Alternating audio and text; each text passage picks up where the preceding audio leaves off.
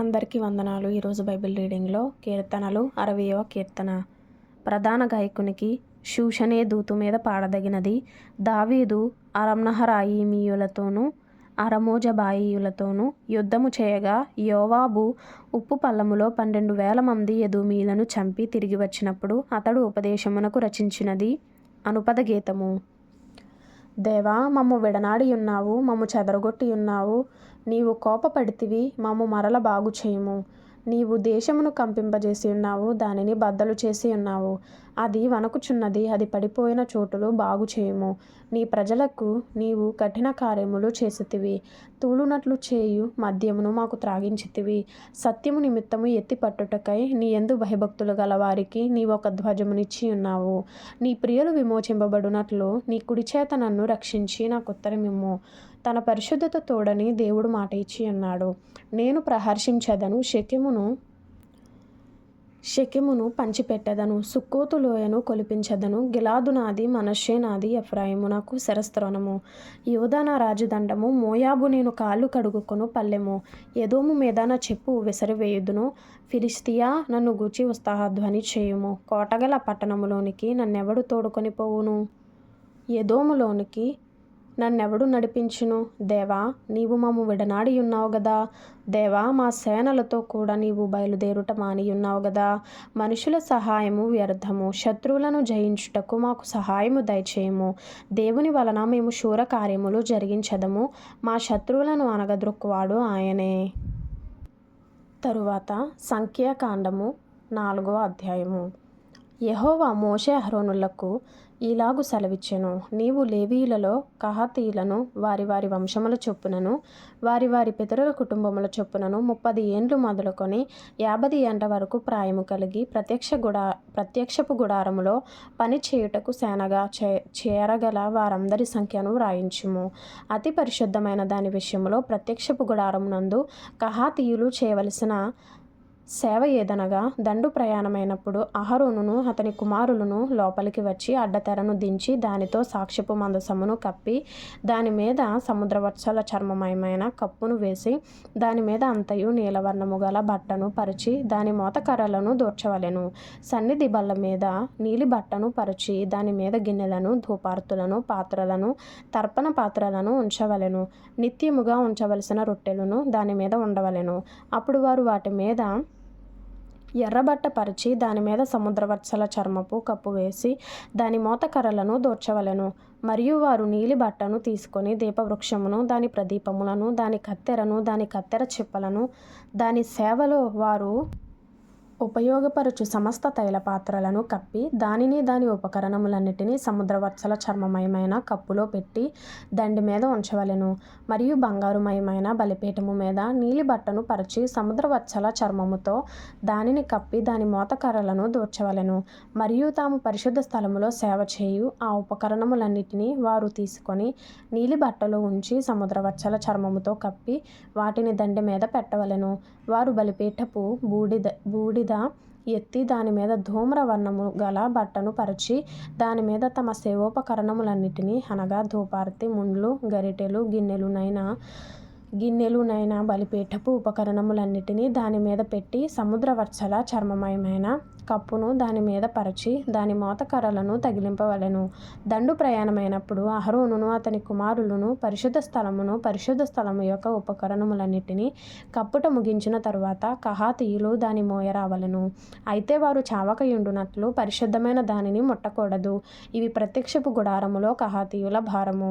యాజకుడగు అహరోను కుమారుడైన ఎలియాజరు పై విచారణలోనికి వచ్చినవి ఏవనగా, దీపతైలము, పరిమళ ధూప ద్రవ్యములు, నిత్య నైవేద్యము, అభిషేక తైలము, మందిరమంతటి పై విచారణ, పరిశుద్ధ స్థలములోనేమి దాని ఉపకరణములలోనేమి దానిలోనున్న అంతటి పై విచారణలోనికి అతని భారము. మరియు యెహోవా మోషే అహరోనులకు ఇలాగూ సెలవిచ్చెను, మీరు కహాతీయుల గోత్ర కుటుంబములను లేవీయులలో నుండి ప్రత్యేకింపకుడి.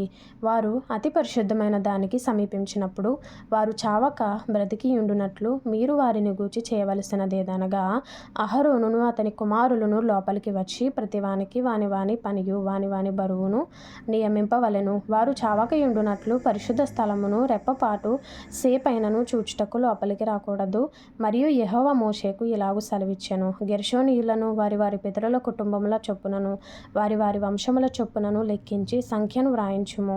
30 ఏండ్లు మొదలుకొని 50 ఏండ్ల వరకు వయస్సు కలిగి ప్రత్యక్షపు గుడారములో సేవ చేయుటకు సేవలో పని చేయ చేరువారందరినీ లెక్కింపవలెను. పని చేయుటయు మోతలు మోయుటయు గెర్షోనీయుల సేవ. వారు మందిరము యొక్క తెరలను, ప్రత్యక్షపు గుడారమును, దాని కప్పును, దానిపైనున్న సముద్రవత్సల చర్మమయమైన పైకప్పును, ప్రత్యక్షపు గుడారం యొక్క ద్వారపు తెరను, ప్రాకార తెరలను, మందిరము చుట్టూను బలిపీఠము చుట్టూను ఉండు ప్రాకారపు గవిని ద్వారపు తెరలను, వాటి త్రాళ్లను, వాటి సేవా సంబంధమైన ఉపకరణములన్నిటినీ వాటి కొరకు చేయబడినది యావత్తును మోయుచు పనిచేయుచు రావలెను. గెర్షోనీయుల పని అంతయు అనగా తాము మోయు వాటినన్నిటినీ చేయు పని అంతటిని అహరోను యొక్కయు అతని కుమారుల యొక్కయు నోటి మాట చొప్పున జరగవలెను. వారు జరుపు వాటినన్నిటినీ జాగ్రత్తగా చూచుకొనవలెనని వారికి ఆజ్ఞాపింపవలెను. ప్రత్యక్షపు గుడారములో గెర్షోనీయుల యొక్క పని ఇది. వారు పని చేయుచు యాజకుడగు అహరోను కుమారుడైన ఈతామారు చేతి క్రింద నుండవలెను. మెరారీయులను వారి వారి వంశముల చొప్పునను వారి వారి పితరుల కుటుంబముల చొప్పునను లెక్కింపవలెను. 30 ఏండ్లు మొదలుకొని 50 ఏండ్ల వరకు వయస్సు కలిగి ప్రత్యక్షపు గుడారములో పనిచేయుటకు సేనగా చేరువారందరినీ లెక్కింపవలెను. ప్రత్యక్షపు గుడారములో వారు చేయు పని అంతటి విషయములో వారు మందిరపు పలకలను, దాని అడ్డకర్రలను, దాని స్తంభములను, దాని దిమ్మలను, దాని చుట్టూనున్న ప్రాకార స్తంభములను, వాటి దిమ్మలను, వాటి మేకులను, వాటి త్రాళ్లను, వాటి ఉపకరణములన్నిటినీ, వాటి సంబంధమైన పని అంతటికి కావలసినవన్నిటినీ వారు మోసి కాపాడవలసిన బరువులను పేర్ల వరుసను లెక్కింపవలెను. మెరారీయుల వంశములు ప్రత్యక్షపు గుడారములో యాజకుడగా అహరోను కుమారుడైన ఈతామారు చేతి క్రింద చేయవలసిన సేవ ఇది. అంతే వారు చేయవలసిన సేవ అని చెప్పెను.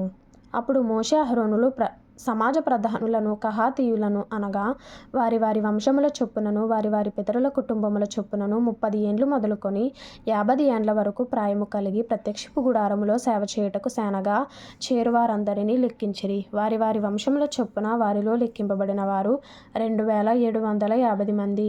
ప్రత్యక్షపు గుడారములో సేవ చేయతగిన వారని కహాతీయుల వంశములలో లెక్కింపబడిన వారు వీరే. యెహోవా మోషే చేత పలికించిన మాట చొప్పున మోషే అహరోనులు వారిని లెక్కించిరి. గెర్షోనీయులలో వారి వారి వంశముల చొప్పునను వారి వారి పితరుల కుటుంబముల చొప్పునను లెక్కింపబడిన వారు అనగా 30 ఏండ్లు మొదలుకొని 50 ఏండ్ల వరకు ప్రాయము కలిగి ప్రత్యక్షపు గుడారములో సేవ చేయుటకై సేనగా చేరువారందరూ తమ తమ వంశముల చొప్పునను తమ తమ పితరుల కుటుంబముల చొప్పునను వారిలో లెక్కింపబడిన వారు 2630 మంది. ప్రత్యక్షపు గుడారములో సేవ చేయతగిన వారని గెర్షోనీయులలో లెక్కింపబడిన వారు వీరే. యెహోవా నోటి మాటను బట్టి మోషే అహరోనులు వారిని లెక్కించిరి. మెరారీయుల వంశములలో తమ తమ వంశముల చొప్పునను తమ తమ పితరుల కుటుంబముల చొప్పునను లెక్కింపబడిన వారు అనగా 30 ఏండ్లు మొదలుకొని 50 ఏండ్ల వరకు ప్రాయము కలిగి ప్రత్యక్షపు గుడారములో సేవ చేయుటకు సేనగా చేరువారు అనగా తమ తమ వంశముల చొప్పున వారిలో లెక్కింపబడిన వారు 3200 మంది. మెరారీయుల వంశములలో లెక్కింపబడిన వారు వీరే. యెహోవా మోషే చేత పలికించిన మాటను బట్టి మోషే అహరోనులు వారిని లెక్కించిరి. మోషే అహరోనులు ఇశ్రాయేలీయుల ప్రధానులను లెక్కించిన లేవీయులలో 30 ఏండ్లు మొదలుకొని 50 ఏండ్ల వరకు ప్రాయము కలిగి తమ తమ వంశముల చొప్పునను తమ తమ పితరుల కుటుంబముల చొప్పునను లెక్కింపబడిన వారు అనగా ప్రత్యక్షపు గుడారములో సేవయు మోతయు జరిగించు నిమిత్తమై చేరువారందరూ అనగా వారిలో లెక్కింపబడిన వారు 8580 మంది. యెహోవా నోటి మాట చొప్పున మోషే చేత వారు లెక్కింపబడిరి. ప్రతివాడును తన తన సేవను బట్టియు తన తన మోతను బట్టియు యెహోవా మోషేకు ఆజ్ఞాపించినట్లు వారు అతని వలన లెక్కింపబడిరి. తరువాత సంఖ్యాకాండము 5వ అధ్యాయము. మరియు యెహోవా మోషేకు ఇలాగు సెలవిచ్చెను. ప్రతి కుష్ఠరోగిని, స్రావము గల ప్రతివానిని, శవము ముట్టుట వలన అపవిత్రుడైన ప్రతివానిని పాలెములో నుండి వెలివేయవలెనని ఇశ్రాయేలీయులకు ఆజ్ఞాపించుము. నేను నివసించుచుండు వారి పాలెమును వారు అపవిత్రపరచుకుంటున్నట్లు మగవానినేమి ఆడుదానినేమి అందరినీ పంపివేయవలెను. వారిని ఆ పాలెము వెలుపలికి వెళ్ళగొట్టవలెను. ఇశ్రాయేలీయులు అలాగు చేసిరి. పాలెము వెలుపలికి అట్టి వారిని వెళ్ళగొట్టిరి. యెహోవా మోషేకు ఆజ్ఞాపించినట్లు ఇశ్రాయేలీయులు చేసిరి. మరియు యెహోవా మోషేకు ఇలాగు సెలవిచ్చెను. నీవు ఇశ్రాయేలీయులతో పురుషుడు గాని స్త్రీ గాని యెహోవా మీద తిరుగబడి మనుషులు చేయు పాపములలో దేనినైనను చేసి అపరాధులగునప్పుడు వారు తాము చేసిన పాపమును ఒప్పుకొనవలెను. మరియు వారు తమ అపరాధము వలని నష్టమును సరిగా నిచ్చుకొని దానిలో 5వ వంతు దానితో కలిపి ఎవనికి విరోధముగా అపరాధము చేశారో వానికి ఇచ్చుకొనవలెను. ఆ అపరాధ నష్టమును తీసుకొనుటకు ఆ మనుష్యునికి రక్త సంబంధి లేని ఎడల యెహోవాకు చెల్లింపవలసిన అపరాధ నష్టమును యాజకుడు వాని నిమిత్తము ప్రాయశ్చిత్తం చేయుటకై అర్పించిన ప్రాయశ్చిత్తార్థమైన పొట్టేలును యాజకుని వగును. ఇశ్రాయేలీయులు యాజకునికి తెచ్చు ప్రతిష్ఠితమైన వాటన్నిటిలో ప్రతిష్ఠింపబడిన ప్రతి వస్తువు యాజకుని వగును. ఎవడైనను ప్రతిష్ఠించినవి అతని వగును. ఎవడైనను యాజకునికి ఏమైనను ఇచ్చిన ఎడల అది అతని దగునని చెప్పుము. యెహోవా మోషేకు ఇలాగు సెలవిచ్చెను. నీవు ఇశ్రాయేలీయులతో ఇట్లనుము. ఒకని భార్య త్రోవ తప్పి వానికి ద్రోహము చేసిన ఎడల, అనగా వేరొకడు ఆమెతో వీర్యస్ఖలనముగా శయనించిన ఎడల, ఆమె భర్తకు ఆ సంగతి తెలియబడక వాని కన్నులకు మరుగయ్యుండి ఆమె అపవిత్రపరచబడిన దనుటకు సాక్ష్యము లేకపోయినను, ఆమె పట్టబడకపోయినను, వాని మనస్సులో రోషము పుట్టి అపవిత్రపరచబడిన తన భార్య మీద కోపపడిన ఎడల, లేక వాని మనస్సులో రోషము పుట్టి అపవిత్రపరచబడని తన భార్య మీద కోపపడిన ఎడల, ఆ పురుషుడు యాజకుని యొద్దకు తన భార్యను తీసుకొని వచ్చి ఆమె విషయము తూమెడు యవల పిండిలో 10వ వంతును తేవలెను. వాడు దాని మీద తైలము పోయకూడదు, దాని మీద సాంబ్రాణి వేయకూడదు. ఏలయనగా అది రోష విషయమైన నైవేద్యము, అనగా దోషమును జ్ఞాపకము చేయుటకై జ్ఞాపకార్థమైన నైవేద్యము. అప్పుడు యాజకుడు ఆమెను దగ్గరకు తీసుకొని వచ్చి యెహోవా సన్నిధిని ఆమెను నిలువబెట్టవలెను. తరువాత యాజకుడు మంటి కుండతో పరిశుద్ధమైన నీళ్లు తీసుకొనవలెను. మరియు యాజకుడు మందిరములో నేలనున్న ధూళి కొంచెము తీసుకొని ఆ నీళ్లలో వేయవలెను. తరువాత యాజకుడు యెహోవా సన్నిధిని ఆ స్త్రీని నిలువబెట్టి ఆ స్త్రీ తల ముసుకును తీసి రోష విషయమైన నైవేద్యమును, అనగా ఆ జ్ఞాపకార్థమైన నైవేద్యమును ఆమె చేతులలో ఉంచవలెను. శాపము పొందించు చేదు నీళ్లు యాజకుని చేతిలో ఉండవలెను. అప్పుడు యాజకుడు ఆ స్త్రీ చేత ప్రమాణము చేయించి ఆమెతో చెప్పవలసినదేమనగా, ఏ పురుషుడును నీతో శయనింపని ఎడలను నీవు నీ భర్తకు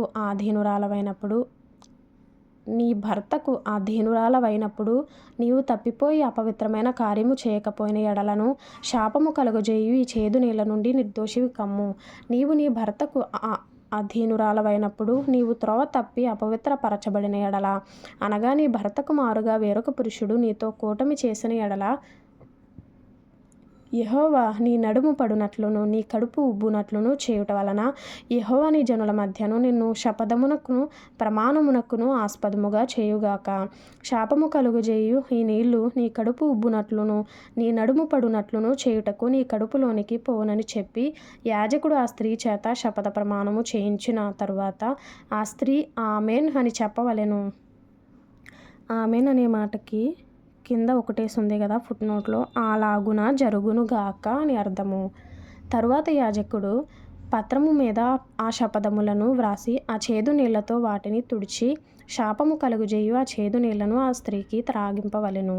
శాపము కలుగుజేయు ఆ నీళ్లు ఆమెలోనికి చేదు పుట్టించును. మరియు యాజకుడు ఆ స్త్రీ చేతి నుండి దోష విషయమైన ఆ నైవేద్యమును తీసుకొని యెహోవా సన్నిధిని ఆ నైవేద్యమును అల్లాడించి బలిపీఠము నొద్దకు దానిని తేవలెను. తరువాత యాజకుడు దానికి జ్ఞాపకార్థమైనదిగా ఆ నైవేద్యములో నుండి పిడికెడు తీసి బలిపీఠము మీద దాన్ని దహించి ఆ నీళ్లు ఆ స్త్రీకి త్రాగింపవలెను. అతడు ఆమెకు ఆ నీళ్లు త్రాగించిన తరువాత జరుగునదేదనగా, ఆమె అపవిత్రపరపబడి తన భర్తకు ద్రోహము చేసిన ఎడల శాపము కలుగుజేయు ఆ నీళ్లు చేదై ఆమెలోనికి చేరిన తరువాత ఆమె కడుపు ఉబ్బును, ఆమె నడుము పడిపోవును. ఆ స్త్రీ తన జనుల మధ్య శాపమునకు ఆస్పదముగా నుండును. ఆ స్త్రీ అపవిత్ర పరపబడక పవిత్రురాలై ఉండున ఎడల ఆమె నిర్దోషి గర్భవతి యగునని చెప్పుము. రోషము విషయమైన విధి ఇదే. ఏ స్త్రీ అయినను తన భర్త అధీనములో నున్నప్పుడు త్రోవ తప్పి అపవిత్ర పడిన ఎడలనేమి, లేక వానికి రోషము పుట్టి తన భార్య మీద కోపపడిన ఎడలనేమి, వాడు యెహోవా సన్నిధిని ఆ స్త్రీని నిలువబెట్టినప్పుడు యాజకుడు ఆమె ఎడల సమస్తము విధి చొప్పున చేయవలెను. అప్పుడు ఆ పురుషుడు నిర్దోషియగును. ఆ స్త్రీ తాను చేసిన దోషమును భరింపవలెను. సంఖ్యాకాండము 5వ అధ్యాయము 6వ వచనంలో ఇంపార్టెంట్ అయిన మాట, పురుషుడు గాని స్త్రీ గాని యెహోవా మీద తిరగబడి మనుషుడు చేయు పాపములలో దేనినైనను చేసి అపరాధులగునప్పుడు వారు తాము చేసిన పాపమును ఒప్పుకొనవలెను. ఇంకా కింద ఉంది, మరియు వారు తమ అపరాధము వలని నష్టమును సరిగా నిచ్చుకొని దానిలో 5వ వంతు దానితో కలిపి ఎవనికి విరోధముగా ఆ అపరాధము చేసిరో వానికి ఇచ్చుకొనవలెను. ఆత్మీయంగా బలపడాలి అనుకునేవారు, ప్రతిరోజు వాక్యాన్ని ధ్యానించాలి అనే ఆశ కలిగిన వారు, మీకు ఇష్టమైతే ఫాలో చేయండి, లైక్ చేయండి, షేర్ చేయండి. Thank you all.